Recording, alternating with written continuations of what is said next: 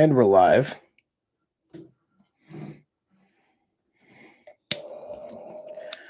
We'll see how many people jump on this time of night.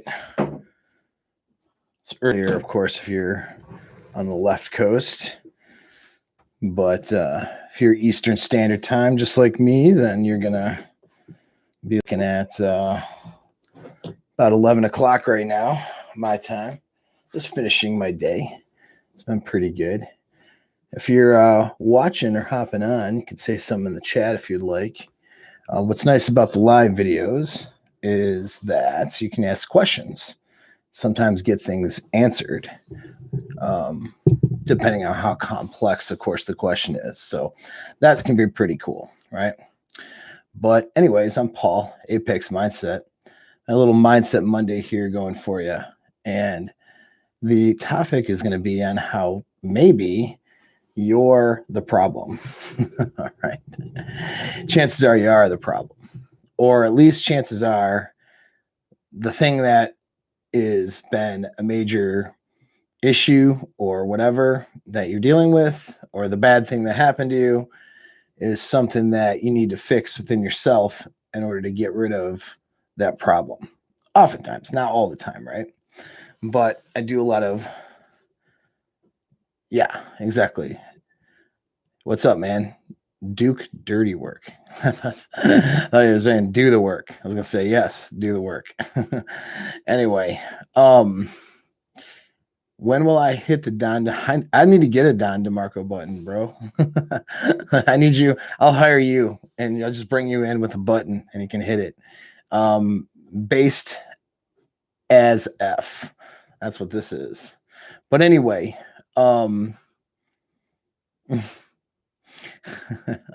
guys in the chat are pretty funny. Yeah, so recognizing that you're maybe the issue. That's a big thing. So a lot of times I get this with I get it with women, I get it with men too, though. So a lot of times you'll have women who will talk about their toxic ex-boyfriend or the abusive relationship they've been through, or all the problems that they've been facing and all that stuff, right? With the ex or with their current partner and all this stuff. And they never seem to ask themselves the question, why am I complacent and compliant in this ongoing problem I'm having? Yeah, it's nice to catch you live too, bro. You live in my chat instead of maybe in the comments or something. Anyway, yeah, so they don't ask that question like, why was I deluding myself to be with this toxic person? Why was I complacent and compliant in the situation? Women are great at doing this, unfortunately, where they like to be in a bad toxic relationship that they're a participant in and happily participating in during the time that it's going on, knowing the red flags, ignoring the red flags, ignoring advice from their girlfriends, ignoring advice from everybody else. Basically, they want, for whatever reason, that toxic D. And so they go and get it, and then they play the victim. Oh, he was such a terrible person. He was such a liar. He was this, he was that. He was a cheater.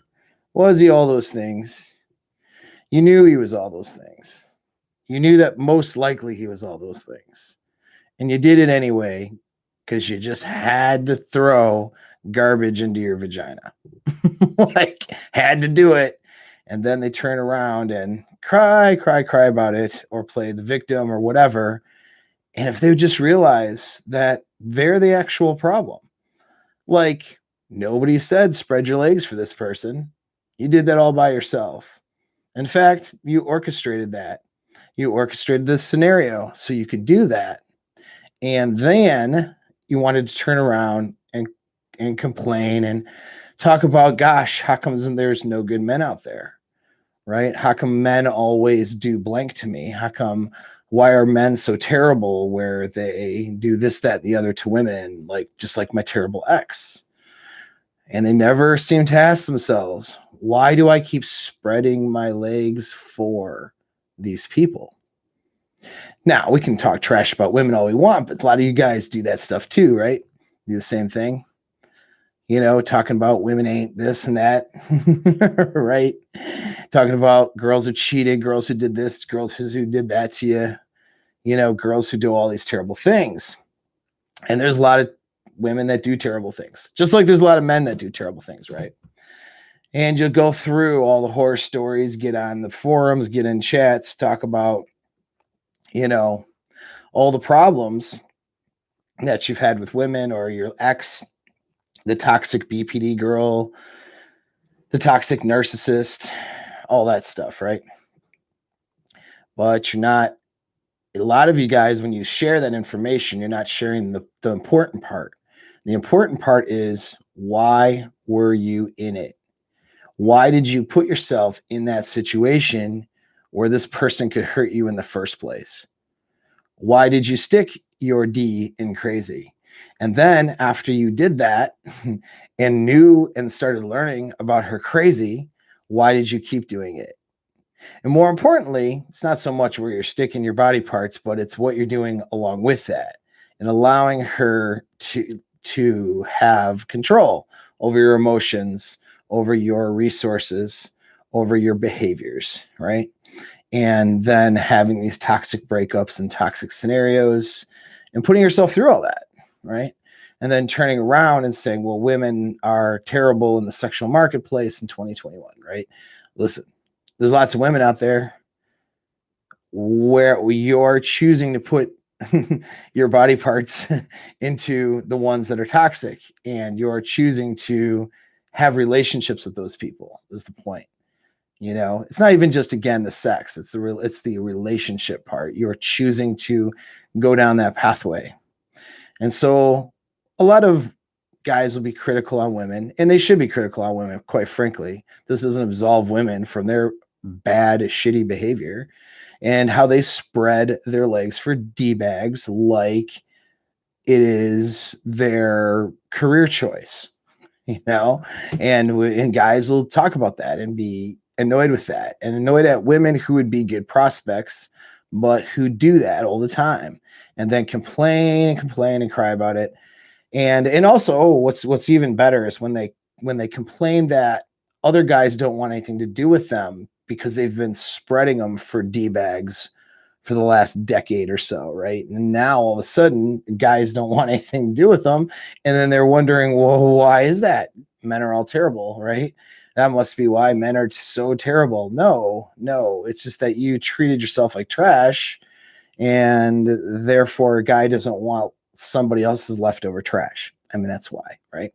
And the behaviors that go along with it. It's not just the sexual history, it's the behaviors that go along with that sexual history and the current that makes a guy think and realize that you're not worth it. But again, the flip side is true. Dudes are picking up these same girls that are complaining about the D-bags. You got some of you guys out there who are picking them up and taking them in, and then they're, of course, discarding you, devaluing you, and bringing you misery and problems. And then you're going, oh, why are women like this? You know what I mean? And so the point is, the problem is actually you in either case. But I'll focus on the men here now because the percentage of women that watch me are much, much smaller. But women, you can apply this to yourself in your own situation. But yeah, guys, the quality of women you have in your life is a function of your sexual market value, your opportunity, and your skill. So if you're having these bad outcomes and bad relationships, it's not the girl. I mean, yeah, sure, the girl that you picked might be a piece of trash and everything, but nobody put a gun to your head and said, go marry it. All right, that was a choice you made. When she's being toxic, nobody's telling you and forcing you to be in that still. Those are choices that you're making. No one's telling you to continue to not set standards for yourself. These are things that you're doing, okay?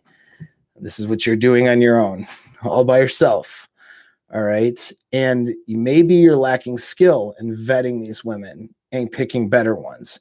Maybe you're lacking skill at frame control in the relationship and leading the relationship. And maybe you're lacking skill in showing up and being attractive and not being unattractive to women that are better quality. If so, whose problem is that? It's not the girl's problem. That's your problem to fix. All right. And that's why I have this channel here. That's why we give actionable advice so you can fix those things. Right. Maybe there's things that are lacking in your inherent value, your sexual market value. And that's why you're attracting really lower quality, lower value women. So what's the answer? Not to blame the women, but to just up your sexual market value. And the whole point is not to say that it's always your fault and it's never a woman's fault. Okay. Of course, there are terrible women that do terrible things to people, and we hear the stories all the time. And in fact, we have these discussions to protect you guys from those people, right? And so, yeah, of course, there are bad women out there, but you can focus on how crappy women are in 2021. And that's just not going to get you the results. That's the whole point, right? You want the results, you got to realize where you're actually the problem, where you're uh lacking, and then fix that, level it up, and start having better time and better relationships and better quality of interactions with people. And we can look at any problem really, and if we just turn around and ask ourselves, okay, so where am I the problem here? Right? How can I own this?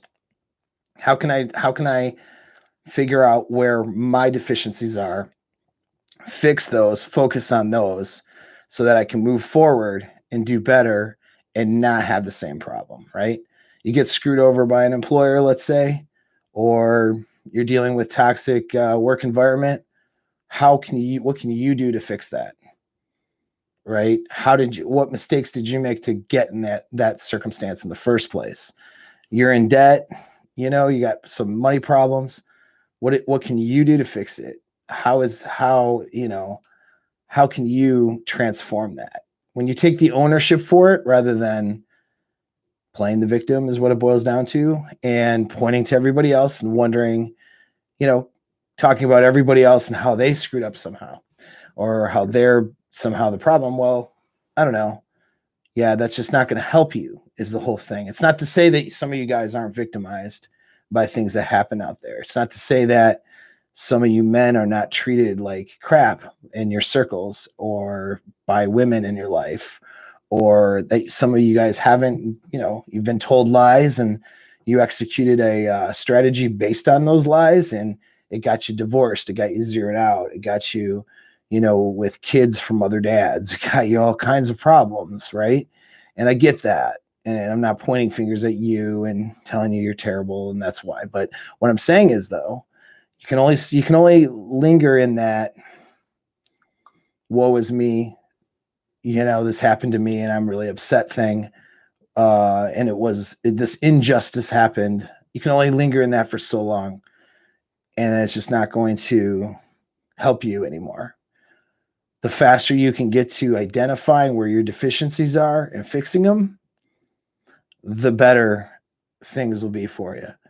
And that includes in that sexual marketplace. If you're not getting the results when you're on that Tinder app or Hinge or whatever, there's skill sets that are missing, okay, that we can fix. There's sexual market value gaps we can cover. If you're going on dates and not getting good women to go out and not getting good results, the quality of women are low, this and that and the other, it's the women you're attracting. It's the opportunities that you're having, right? We can fix those things by developing the skills, developing and improving the sexual market value, and finding better opportunities, right? When you take the ownership for it, results happen. Okay. And they happen really well. I had 3 different guys send me messages today through different platforms saying, man, like, guys, you're a genius, bro. Like, I'm getting girls left and right, on these apps. Another one, man, like, dude, she just fell right into place after I did what you said there. She just fell right into place, and like things are going great right now. Was another one. All right. Stuff like that. Okay. It's not to tout my own whatever skills or anything. It's not about that. But I'm demonstrating, or at least illustrating, that these guys had deficiencies in what they were doing, and they found that instead of blaming other people, blaming the outside world, they said, okay, wait a second. What can I change about me and my behavior, what I'm doing and my strategy in order to get the results I want? And once they asked that question, and they said, okay, wait, where am I screwing this up? How am I the problem in the equation? Because I can fix that, right? When you're the problem, that's good news. With something, when in a sense that you can control yourself and fix the problem if you're the problem. If it's in the outside world, that's out of your control. That's not good news. Well, the good news is most of these problems are something that you can control. There's something about the problem that you can control and fix. Anyway, these guys were excited about the results because really, in a few of those cases actually with the messages I got today was they were just like a few things that we had to tweak. It was really simple, but they were deficient, and it was the difference between not getting any results practically at all and then getting the results they wanted in their relationship, in the dating, in the dating market were the other two messages. Again, they own the problem, and now they were able to fix it and solve it and start getting the results they want. So that's it. That's a message for today on Mindset Mondays. I will look at the chat now, see if I have questions. Sweet. I do blame myself for a few relationships I stayed in too long in my early 20s. Well, good. You probably shouldn't have been in the relationships in the first place. There's probably other ownership things you can take there. Not just, oh, this person was terrible and I stayed in it too long. That's for sure. I had that problem too. I stayed in toxic relationships for too long, but there's more than that, right? I picked the toxic person in the first place, right? So that's something. And yeah, love from India. Awesome, man. Appreciate it. I got to go visit India sometime. I'm being serious too. I would totally do it. They talk about rights, never responsibility. Isn't that the truth though? A lot of people talk about, well, a lot of people in the women's rights feminist areas talk about what? Women, how they're oppressed, but they never talk about the part where they're deficient, do they? Question, don't they just get addicted to the emotional spikes of toxic relationship? Yes, toxic relationships are usually addictions. And just like any addiction, you have to figure out what the problem is within yourself and start solving it from there, right? And the thing is, it's not, I mean, it's the emotional spikes, but it's more than that. But yeah, the toxic relationships tend to become addictions. There's a lot of complex reasons for that. But you got to recognize that you're the person that is the problem, and that you have this addiction, and that you need to stop going for toxic women or toxic men if we're talking about females. So comment says, I do admit that sometimes I stayed in relationships in my early 20s for the sake of having a steady boyfriend, but wasn't overall happy. Right. That's a mistake that a lot of women make, unfortunately. They stick around for too long is definitely a mistake people make. What does it take to choose healthy relationships? Do you think some time alone helps to kind of reset your subconscious programming? Well, yeah. So if you have toxic attraction triggers, right, that are polluted or damaged from past relationship problems, you want to be able to address those. And so that you're not making selections that are clouded or jaded by your previous experiences. If you went through, let's say, a BPD abuse relationship or a narcissistic abuse relationship, well, you jump back out in the marketplace, there's reactions you're going to have to the marketplace that are not going to be good, be maladaptive, we call it, right? Not good adaptions based off of the previous experience you had with the narcissistic abuse relationship. Could cause you to go for another narcissist to try to overcome that devaluation that happens. You'll notice that happens, right? Where once a guy's with a BPD girl and he goes through those highs and lows and the devaluation, he starts looking for other BPD girls to try to find value from the next girl. to try to get that feeling of being made valuable by another toxic woman, right? And so these are patterns, and so we have to break that pattern. But the beginning recognizes and the beginning of it happened. I can't even talk today, right? I guess that's what happens when I've been talking all day, and I've actually been in session since this morning. So anyway, but yeah, you have to. The whole beginning of it is recognizing that you are someone who has a problem, and and only you really truly can fix it. Although you may have help from others. I've noticed that as I've done more work on myself, the quality of women I attract has gone up. Exactly. More you work on you and your sexual market value, the better access you have to higher quality women. And right out of a divorce last year, attracted another BPD girl. Glad I shut that down. Well, me too. Smash the like button. Tower Guy says. I say you should listen to Tower Guy. Smash that like. I appreciate it. Giga Chad, your thoughts on how MSM feminized men? Got to help me out and tell me what MSM is. It's been a long day, so I'm going to be half idiot right now. So you're going to have to tell me what MSM is. I'm a high quality chick magnet, but I'm still learning how to play my cards to keep long-term attraction going. Well, good for you. Okay. Never been in a relationship and I don't understand money.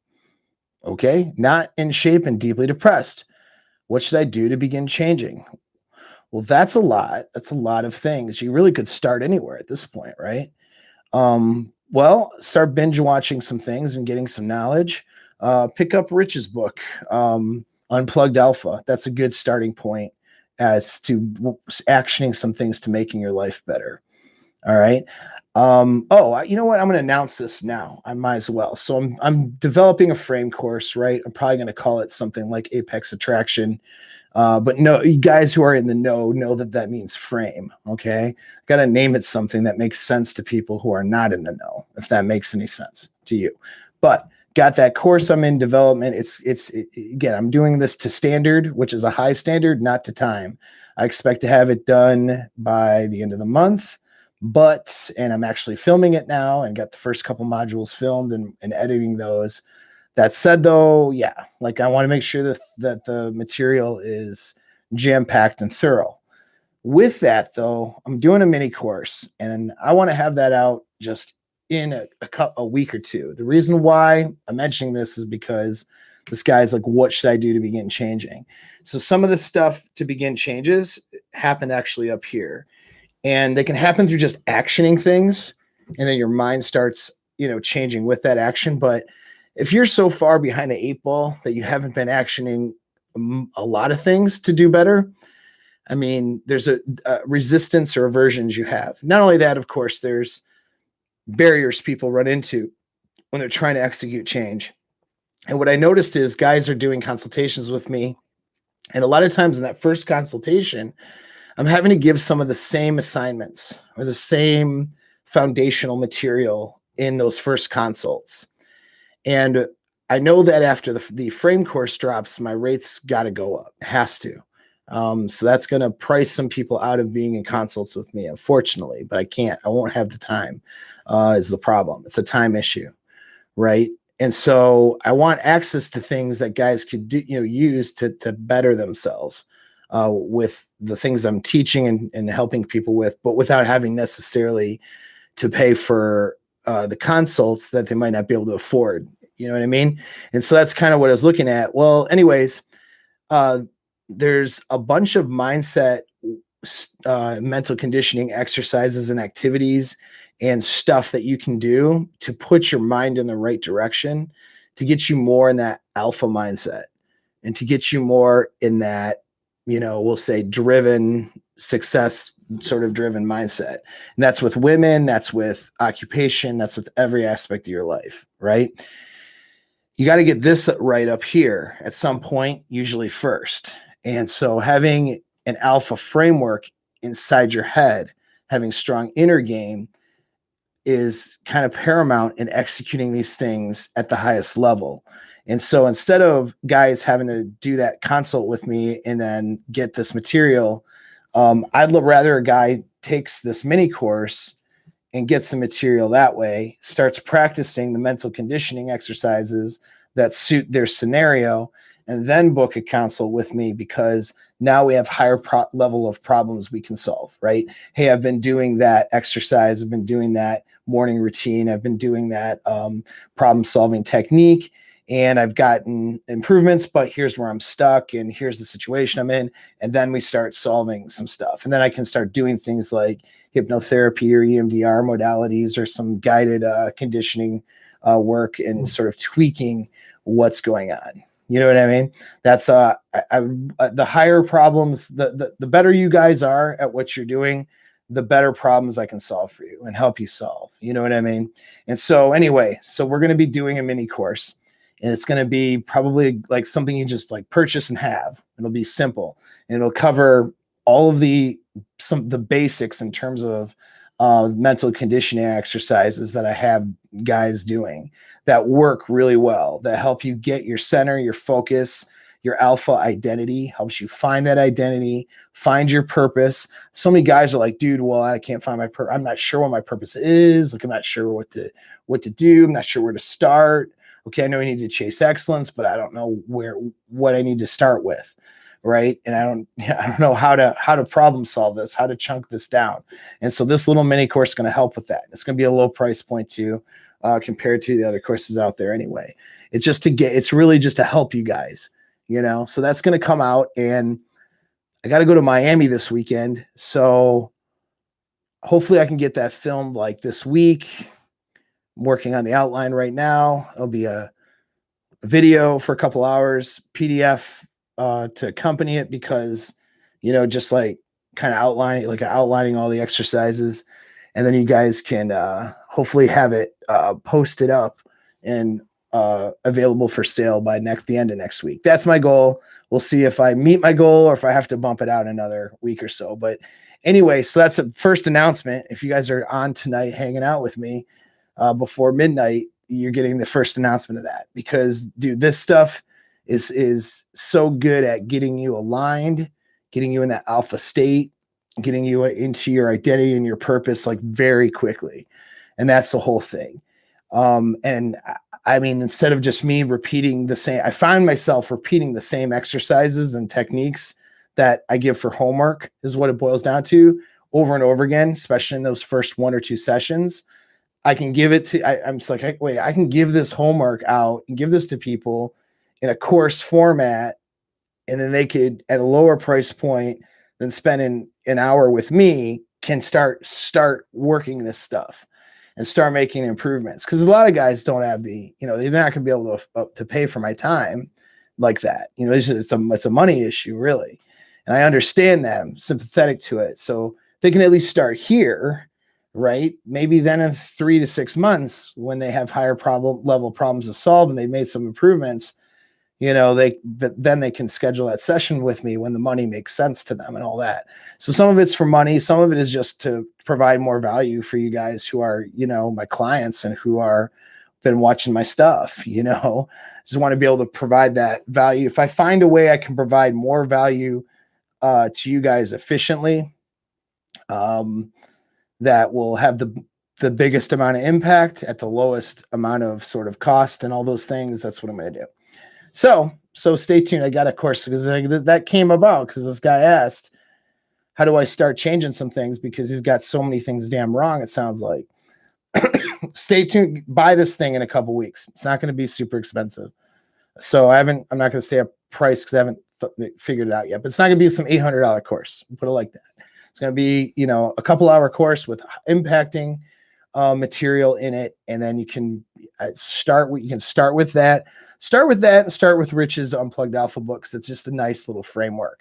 But it sounds like even the book, though, isn't going to necessarily be the number one thing that's going to help you, because if you haven't done the things you've listed, like if you're not already in process, that means there's some major blocks going on in here. So you can book a session with me too. We could get over that stuff real quick and get you on the right track. But and that's apexmindset.net to book my time is fine. But Yeah, man. Otherwise, there's some mental conditioning stuff we can do to get you in the right headspace, get you out of that depression, get you to start taking action. Because that's the thing, it's the action that'll do it. But some dudes are so buried in their headspace that they can't take that action. All right, so I'll shut up and read some more things. Okay, what else do we got? A healthy relationship is supposed to make you feel good, secure, and appreciated. Sounds good to me. My BPD ex, who is now married, still hits up a few times a year for hookups. Should I stop? Probably. Why not just bang other girls? Why are you banging? Why are you banging old BPD trash that's cheating on a husband on top of it to be with you? It's not even some major moral conundrum because I know she'd be cheating with someone else. But why are you putting that in your life? Because here's the thing: what happens when that husband gets word of that, gets upset about that, blasts you on social media, shows up at your doorstep? Actually, got a story. I'm not really too, some dude was seeing. I don't know. There's details I don't know about. I gotta check in this. There's a guy I know got shot 15 times by an ex. Shot 15 times by an ex. He's living. Last I checked. I gotta check again now. Reminds me. But last I heard, though, he's still alive and he's going to recover just fine. He's going to have a long recovery, though, right? Obviously, this dude was shot 15 times by an ex, a toxic ex, abusive ex. Well, I don't know the details, but we'll just put it like this. What he's getting in with this girl who has this toxic ex scenario. He's kind of inviting that into his life. Maybe I'll get the details. The point is that story repeats itself a lot. So you want to bang some BPDX who's now married. I don't want to see you, my devoted and listener, my devoted YouTube listener and supporter. I don't want to see you in the news or media at some point finding out you got shot or whatever from husband because you wanted to bang your BPDX. You get what I'm saying? You can't trust that girl's not going to put somebody else up against you and whatever, man. You get it. You're inviting these problems. Mainstream media is MSM. Mainstream media. Got it. Start with push-ups, says Jack. Yes. Oh, Jack and I will be on his channel tomorrow at what, 11? Pretty sure that's the time. It's in my calendar. I know I'll be there. All right. So that would be fun. Go to Jack Napier. He's in the chat right now. Go to his channel tomorrow at like 11. We're going to party over there, hang out, and talk about stuff. Why is it so hard to move on? My newly ex-girlfriend is now dating. Yeah, they can move on better than men can usually. Is it wise to have no contact after this breakup and hope she comes back? Okay, so I've had this conversation now with so many guys. I think it's spring. Dude, I don't know, but like the time of year, I think girls just like break up with their dudes now that the holiday's over with, and then they, so they can throw their V's around the sexual marketplace for the summer and live their best girl life. You know how that works.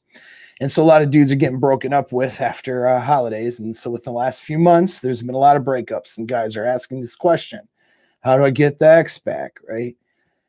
Hi, why is it so hard to move on? Look, here's the thing. The strategy to get her back. Now, I'm not suggesting you should get her back. That's a whole nother conversation. But the strategy to get this girl back, okay, is the same strategy that you use to move on with your life. And guys will be able to attest, and you probably can too in your own life. When you start finally moving on and breaking your attachment, especially the unhealthy aspect of those attachments, to that ex that's no longer with you and no longer values you enough to want to be with you, when you start breaking that attachment, that's when things get reset. She can see your value that she couldn't see before because it was clouded by her own BS. And that's when that propensity or likelihood for her to seek out your attention again happens. All right.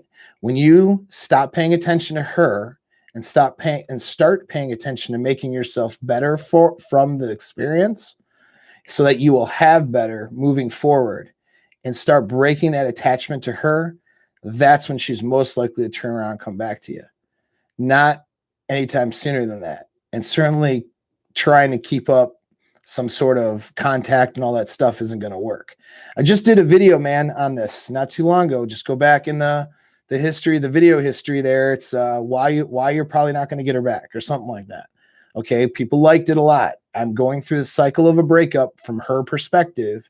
So it's a detailed video. Go watch that. Now, if you still are having trouble breaking this attachment, if it's been more than 8 weeks and you're still thinking about this girl all the time, book a consult with me. All right. Just bite the bullet and book a damn consult with me because I'll get you on the right track probably in a session or two. Okay. I don't know how deep the problem is, so I can't make promises and I won't overpromise, put it like that. But generally speaking, we get you in the right headspace in about, or at least on the track, we'll say we get you the action plan to get you on track to be in the right headspace within a session, sometimes 2 sessions. I would say prepare for 2 sessions, okay? But bite the bullet, schedule it, all right? And even if just want to be smart about it, just book me 2 consecutive hours and plan for a 2-hour session.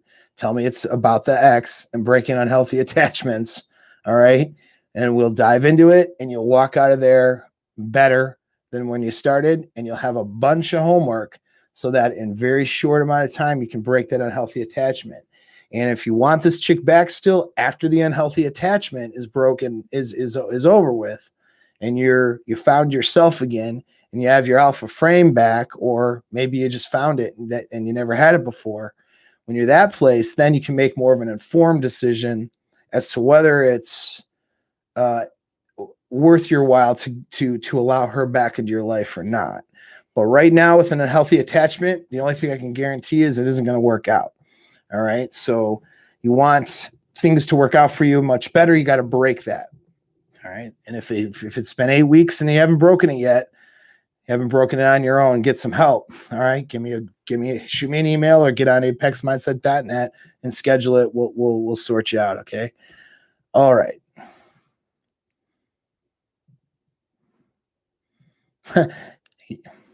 All right. So we got guys jumping in on there. Miami, come down. I am coming down. I'll be there this weekend. I'll be in Miami this weekend. So boom, that's what's going on.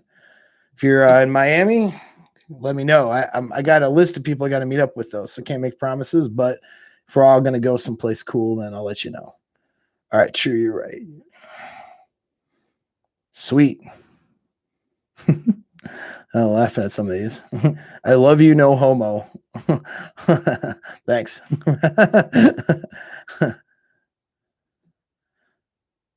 All right. I'm looking for questions. Hey, if you got questions, throw a question mark in so I can zero in on that. Am I going to be on Fresh and Fit? I don't have any plans to be on Fresh and Fit, to be honest. But if they want me on, I mean, I don't know. That's something him and I can talk about. I say him, I mean, Fresh Prince, Myron, and myself can all talk about that. Just the focus of their show is a little bit different than the focus of what I do. We'll put a lot, you know what I mean? So I can't fully say like it would be beneficial for me to be on there, or for them for that matter.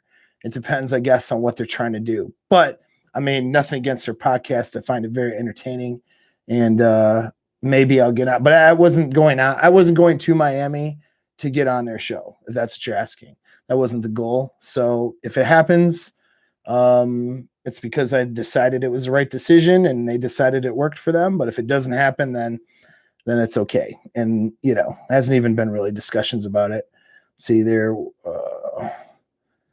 All right. To a guy who just had the breakup. Okay. So just giving advice there. That's fine. What's your opinion of Aaron Cleary's book, The Book of Numbers? Like Aaron, I like his books. I think Aaron's a bit more pessimistic than I am. I think he's looking at some criteria that I wouldn't care about. Like, I don't care if for example, like if her degree is in something that's not useful, for example, as one of the criteria, I don't really care about that. I don't care what her degree is in. I'm not trying to bang her degree, and I'm not trying to LTR her degree, right? So none of that matters to me. Well, I vet very differently. I keep it a bit more simple. My simplest form of vetting starts with 2 things, okay? Does she have genuine burning desire? And can she or does she see me as her apex alpha? Meaning the best that she can do. Now, she's not going to know this from the first swipe or the first conversation over text or even the first date. But at some point in that process, certainly before I give my commitment away, I need to know that I'm the best that she's ever done before. I'm the apex alpha. And obviously that translates to genuine burning desire. Second, so that's criteria number one, that I'm all those things. She perceives me as all of that. Criteria number two is she is capable of pair bonding, meaning she gets a healthy flood of bonding chemicals, namely oxytocin, and that causes her to want to be with me and causes her to miss me when we're not together. All right. And crave my attention and my presence, not just any guys with a penis's presence. All right. And girls who have toxic pasts, toxic behaviors, toxic attraction triggers, tons of notches, been hoeing it up in the sexual marketplace, all that stuff, right? Those girls are compromised a lot of times when it comes to pair bonding. So that's my vetting process. And when I've gone through the data, and a lot of it's anecdotal and no, it's not completely scientific, my numbers are a little bit better than what Aaron's are. Okay. In that, but the overall premise of the book, however, which is to focus on you and not focus on women necessarily. To a degree, I agree. I mean, definitely focus on your purpose and on who you are first, right? I'm not going to say don't put any effort into women. I think solving your reproductive problem, having healthy relationships with women, getting those skill sets, I think those are actually pretty important. In fact, I'll actually state something here. I think that in order to have an alpha presence, to truly have that confidence, you really need to satisfy three things. All right. You need to know that you're lethal. That's the first thing. Lethal means that you would be a threat to anybody or even group of people that might try to harm you. Not because you go into social situations or you go out in the civilized world thinking this consciously. It's not like you're sizing people up or anything like that. In fact, the opposite's true. When you're lethal, you don't have to size anybody up at all. All right. Because you just know that if anything were to happen, that you could handle that threat. Knowing that about yourself means that you're very comfortable and very confident and secure in just about every situation, at least starting off. So being lethal is one thing as a man you need to do. All right. Have that. Doesn't mean you can win every fight either. It just means that you're a threat to any potential predators. All right. If you don't have that and aren't secure in that, that's not objectively true. There's going to be insecurities inside of you. All right. That's why taking combat sports is important, at least enough to, learn the basics, if you will. Second thing is being physically capable, knowing that you could survive a survival scenario. You could procure resources. If you're overweight and can't walk around the block without your feet hurting, your knees hurting, and being out of breath, all right, just to use an extreme example, if you were in the wilderness and hunter-gatherer times, you would be dead by now, right? And so that's problematic, right? You can't, on an instinctual primal level, because we're talking chimp brain stuff, right? On an instinctual primal level, really believe that you're an alpha guy and have that confidence of just being confident, really, and feeling secure wherever you're at, unless you know that you could be lethal to any potential threats, and unless you know that you could procure resources if you needed to survive, right? Those are basics, right? But the third basic is solving a reproductive problem.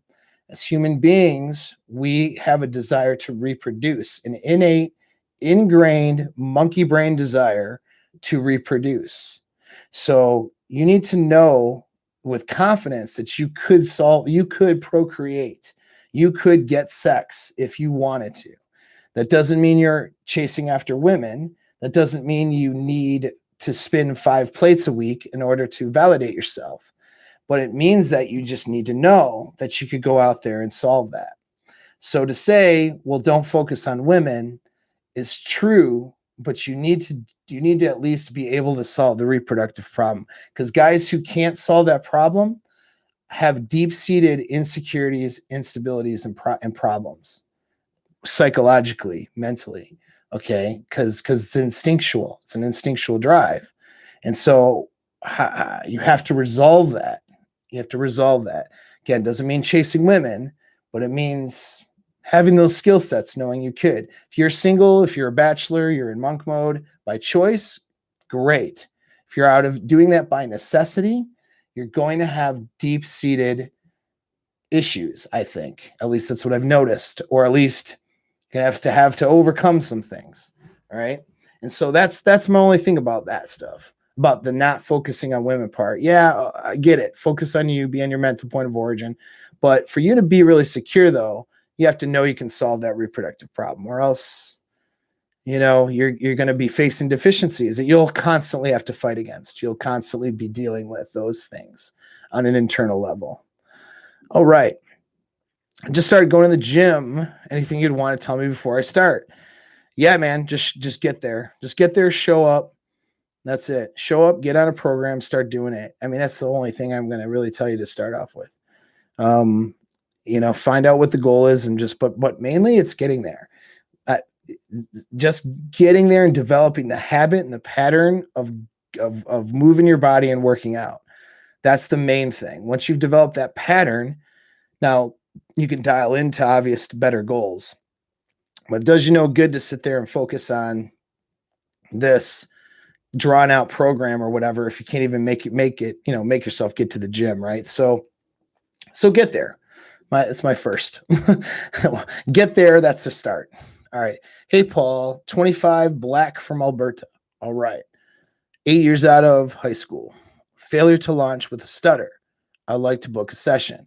I would like to book you to book a session as well. All right. Because we can solve a lot of the things you're talking about. And I've had a lot of guys that have had that, had similar struggles and some of these things. I've had guys who've stuttered in my consults, and you know what? We got them socially dialed in and dating hot women. So we can solve that. Yeah. So anyways, go to apexmindset.net, bro. So that's the website. You can schedule it right from there. You can get on my calendar. I'm in Australia. If I booked a couple sessions, would that be done over Zoom? It's all done over Zoom. Yep. Thanks for asking. So yeah, we do all our stuff over Zoom, unless someone has some weird thing about that. And occasionally we'll do another platform, but usually Zoom is the main one. Okay. Would you say the only way you can not focus on women is to know you can have women? Yeah. Well, kind of. I mean, yeah. I mean, think about it. If think of anything you have an abundance of. Okay. I eat eggs every day. All right. Not reproductive eggs. It's weird. It's kind of weird that there's a parallel, but no, I eat eggs every morning. Usually I got eggs in the fridge. All right. Eggs are inexpensive, complete protein, and I enjoy it. It's easy to eat, easy to make, and whatever. So I have an abundance of eggs. All right. Other than in this conversation, how often do you think I think of eggs? Not very often. All right. It's very rare that I care about eggs. I got them in my fridge every day, all the time. I'm not on an egg shortage at all. Okay. I have an abundance of eggs, so there's never a conversation about eggs. All right. Apply that now to women. Okay. If you have a bunch of women in your fridge now, but really though, if you have a bunch of women, if you have an abundance of opportunities with women, then you're not consumed by thoughts about women, usually, unless you have some weird problem. You know what I mean? If you've had a lot of experiences with women, you've had good experience with women, then you kind of just focus on having more good experiences. But when you're not, with women, you're doing other things that are more important, right? That's how it works. You have abundance with women because you have the skill set and the sexual market value. You don't have to think about them as much. Think about how often the guys who are like more of we'll call them the incel type, or guys, the black pill type. I mean, these guys are dedicating entire channels on not getting laid, right? I mean, that's crazy to me. I mean, this is on their mind all the time. It like haunts them, where they're in the space talking about it all the time. Yeah, it's they spend more guys who are like, kind of black pilled on women and just have a real negative mindset about it. They're way more focused on women than I am, and I'm getting laid a lot more than they are. All right. That's just how it goes. So increase your skills, man. Increase your experience, and start having better experiences, dude. You don't have to worry about it. So yeah, it is a paradox, but it is true, you know. If you keep women in the fridge, do they not at the wall? Yeah. Keep them fresh, man. You know it. As a Christian guy, never mind. He's like, Christian guy, I'm going to delete this one. Oh, well, you deleted your message. I can't exactly answer your question. All right. Just messed up with your LTR. Oh, yeah. Well, tell me what you did, man. Maybe I can do something about it. I really need to get off this thing though. Pretty soon. Pretty soon. Hit the like button though, dudes, if you're on here. Yeah. You'll type it in. Put like several question marks after it, even if it's not ending on a question, just so I know, because it gets buried in this chat and I might miss it. Yeah, no shit. All right. How do you break the belief that you can't do better than your ex? Yeah, your belief system is jaded by an unhealthy attachment problem. So I usually use EMDR to help a guy through that, but sometimes we can do other things with that as well. So I do it in session. The quickest way to do it is EMDR. It gets you to reprocess the broken relationship and the unhealthy attachment, and move into the acceptance area of your brain that relationship is over. And there's probably, all right, it's not a healthy framework to think that one girl can solve all your problems. So that indicates, or is the best you can do no other, all that stuff. That is a indicator of an unhealthy attachment style. So usually there's also other things going on with someone, maybe stuff from childhood, right? Maybe having absent or emotionally or absent caretakers, or physically absent caretakers, like mom or dad wasn't around, or wasn't taking care of needs, or even was abusive. There's some of those things. Okay. But a lot of times those go hand in hand, not always. But the point is there's an unhealthy attachment there, and it usually goes beyond just this girl. So we figure out what that is, we solve it. Okay.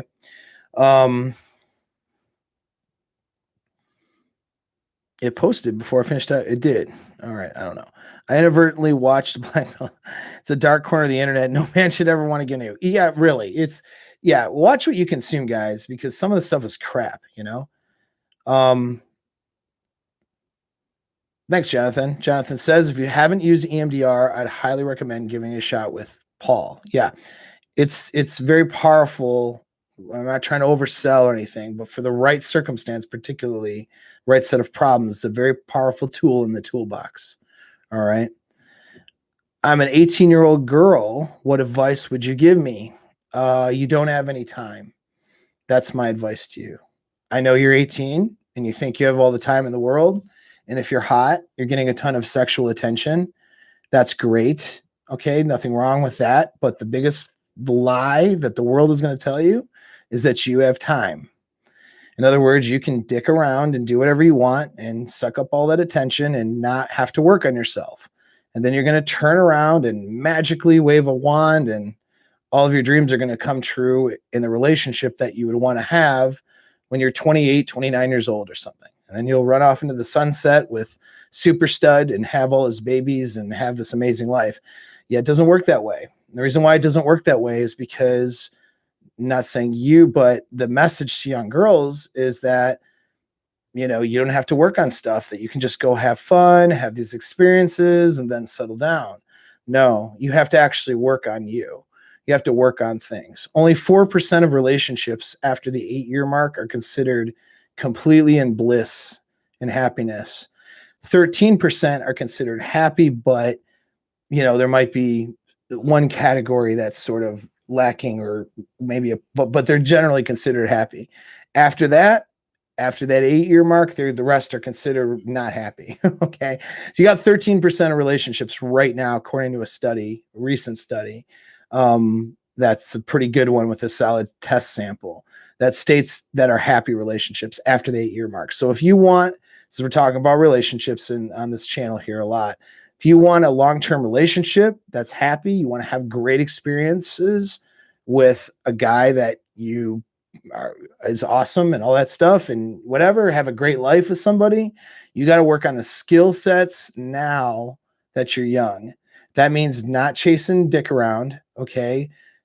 Chase having good experiences with guys that are high value, they're going to treat you well, all right? And chase pair bonded experiences versus casual bullshit encounters, all right?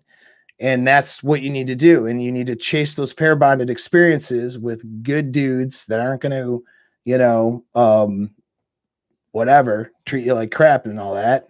And that you're not going to treat like crap. And that you need to then develop the skills in these relationships, even the casual ones. You got to work on skill development, making yourself better. Ask yourself, what does the guy that I want?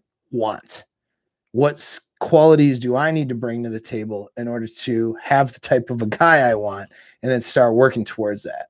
So that's my advice, is you got to do the work. Don't think because if you are in fact attractive, I don't know, but don't think because I'm attractive and 18, the world's going to hand me everything.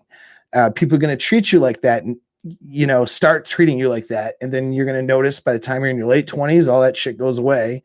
And and you're kind of left with the bag, so to speak, of experiences. And if they're not good ones, and if you've got a lot of now trauma and toxic patterns because of your own behavior and putting yourself in bad situations, right, then guess what? Your prognosis is not going to be very good for happiness.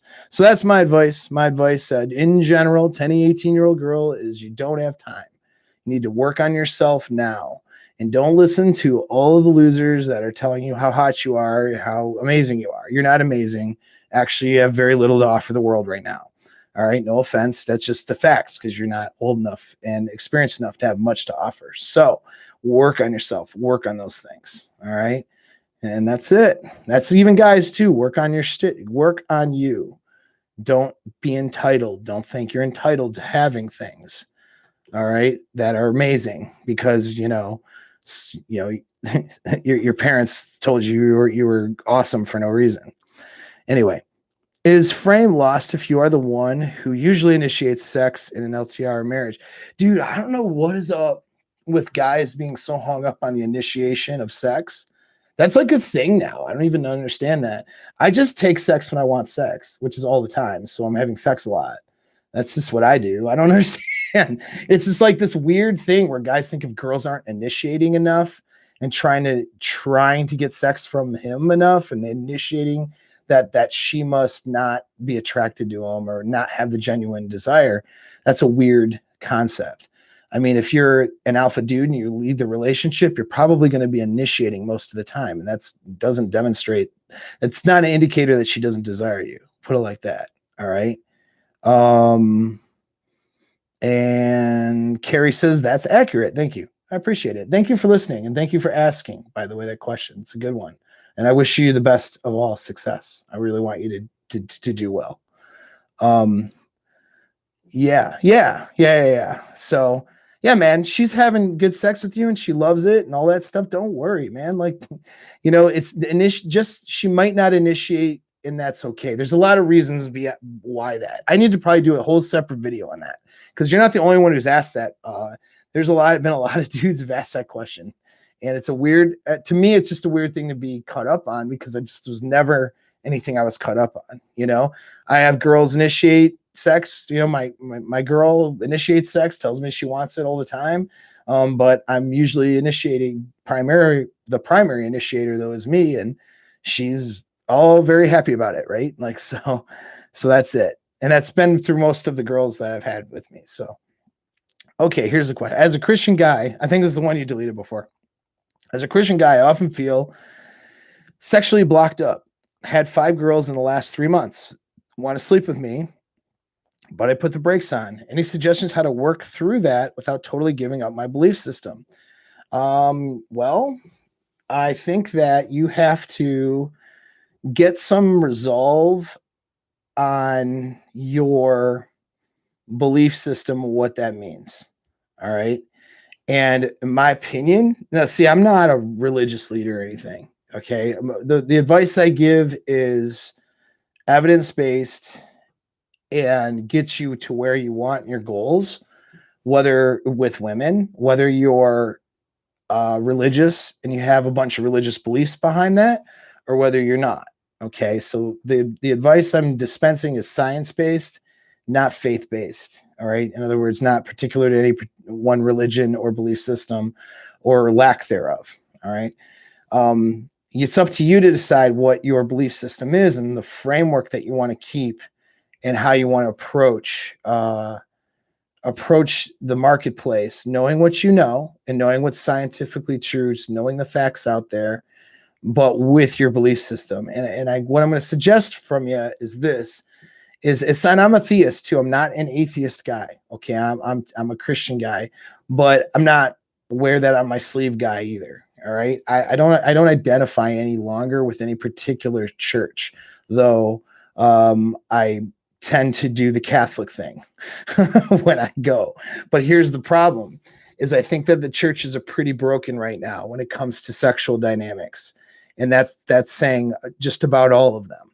So you have to sort of get your understanding of it outside of the church based on the science, and then figure out where your belief system fits in. And chances are the people that you're relying on to interpret the doctrine and to express what the correct belief system should be, chances are they're going to be off and they're not going to have the paradigm that matches or makes sense when it comes to the dating market or how to approach sex. I have had different opinions on the sex thing. Some say that, premarital sex is not actually against anything. Some claim that that's, crazy and, Jesus wouldn't want you to have sex outside of marriage, whatever. There's a whole lot of things on that. In fact, if you go back in my history, there's a religious episode I did, episode on religion I did with a guy named Conk, goes by the name of Conk or whatever his online handle, who used to be a pastor and a minister. He has different opinions on it. And so I'm not so sure that I necessarily believe or I don't think I wash with the idea that premarital sex is a sin. That's just not something I personally believe in. But maybe you believe in that. Look, man, whatever it is, it's your framework. You decide what you're leading the relationships. You're deciding what the frame is. You decide what you want, and then you go for it. All right. Now, if you're having hangups or things that are holding you back from getting what you want, that's where I can come in and help you out. All right. But I can't tell you I can only help you find what you want, but you ultimately have to decide what that is. Do you want a girlfriend with no sex until marriage? If that's what you think is, I think that that's probably going to be a challenge, but if that's what you want, then you go for that, whatever. I'm just here to pass the information and to give you the tools so you can pursue it. But ultimately, you have to decide what it is and decide how to do that work, man. But you got some work to do, though, to get some resolve, I think, on the religious perspective. I personally just don't think that. I don't think that it's the sin that is being expressed by mainstream churches nowadays to have sexual relationship prior to the magic words being said at a wedding. All right. That's just my personal feelings, but there's more to that, and it's probably worth a whole separate discussion. So anyway, since watching the Rule Zero Guys content, I found it hard to be affectionate with girls in my life. I can have a good time, but when they clearly need more from me, I just can't anymore. Is this bad? Probably. It's probably bad. It probably means that you might, I don't know, man. I don't know. If it's not serving you or getting what you want, then probably is bad. But it sounds like you're lacking affection because of an attachment issue, maybe. And so if that's what it is, then, and if it's preventing you from having healthy, good relationships with women, then that's an indicator that you need to fix that, right? Um, yeah, get started. Cool. Thanks, man. Appreciate the support. Just said downloading, listening to this content, I mean, whatever. Anyway, all right, talking about 300 wives and King Solomon. Talking about Christianity, that's fine. That's a whole rabbit hole here. Yeah, the Conk episode is good. I need to have him on again. Maybe if I have him on live, we can do yeah, we can do some more questions and stuff and get some of these types of questions answered. It's decent, but his paradigm he has about church teachings and stuff is a little different than what you're going to get in the mainstream. So I enjoy having him on. All right. Cool. Anyways, guys, I think I got to bounce. Been on for about an hour. What's this last question? I have question: is Christian woman is good than non-Christian woman?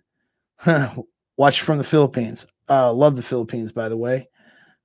Filipino people are awesome people. I have but your English is challenging right now because I don't know what you're asking me. I have a question: is Christian woman is good than not? Oh, like is a Christian woman better than a non-Christian woman? Not necessarily. Not necessarily, man. All right, you got to look at the individual woman and their behaviors, not what they claim their beliefs are. You got plenty of women who are Christian who claim that's their belief, but then they act in a pretty crappy way, right? And then you have other women who don't have really that belief system or that compass, but were raised well and they have values and they act better. So it really depends on the individual girl. All right. You're welcome, guys, for the advice. And how should one go about fixing attachment issues if you think you may have one? But not to sound like a broken record, booking a session is good. You probably need some sort of therapy and work to work on that attachment issue. Again, I use EMDR and hypnotherapy because usually the attachment issue stems from a trauma or something you're defending from or trying to avoid pain, repeating pain that you've gone through in the past. That's usually why the attachment issue is there. And so you have to go into that past thing and reinterpret, process, and get to a better place with that old thing that happened to you, that traumatic event, in order to be able to not have an attachment issue. And so you can try to process the stuff on your own through journaling and just contemplative meditation and thinking about, okay, I have this problem attaching in a healthy way with women in my life now. Why is that? What does that represent? What am I trying to avoid? Why am I trying to avoid, let's say, intimacy, or why am I trying to avoid healthy relationships, or why am I clinging to somebody and having an anxious attachment thing? Like, you can ask yourself those questions and try to see where it stems from on your own through journaling, and try to reinterpret it and get a different mental framework about things that have happened to you that have caused damage, trauma.